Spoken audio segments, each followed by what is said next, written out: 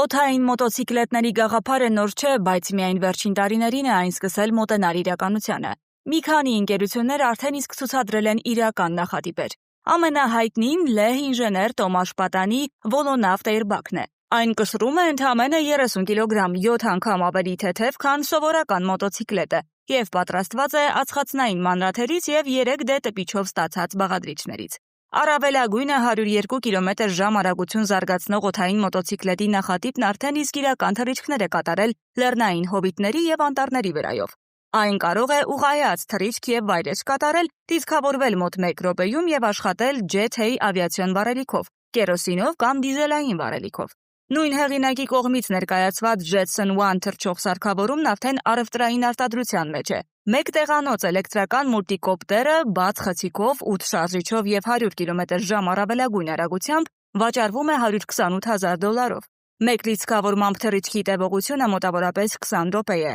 Jetpack Aviation Speeder-ը ամերիկյան մշակում է, որը նախատեսված է ռազմական եւ փրկարարական առաքելությունների համար։ Այս տուրբինային շարժիչով ինքնաթիռն արժե $380,000։ Սարքավորումը զարգացնում է մոտավորապես 100 կմ/ժ արագություն, իսկ թռիչքի տևողությունը մոտ 30 րոպե է։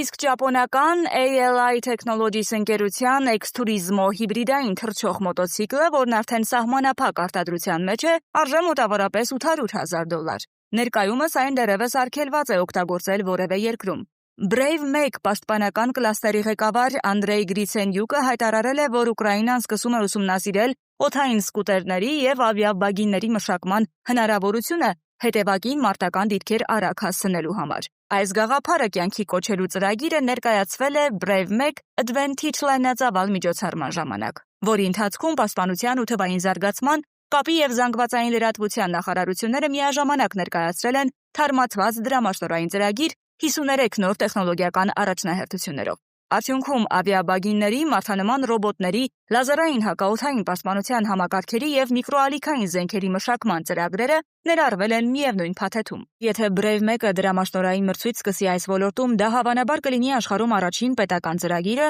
որը կֆինանսավորի մարտական աերոբագների տեխնոլոգիան մի երկրում, որտեղ նախատիպից մինչև առաջնագիծ տեխնոլոգիական ցիկլը կարող է տևել 1 տարուց էլ պակաս։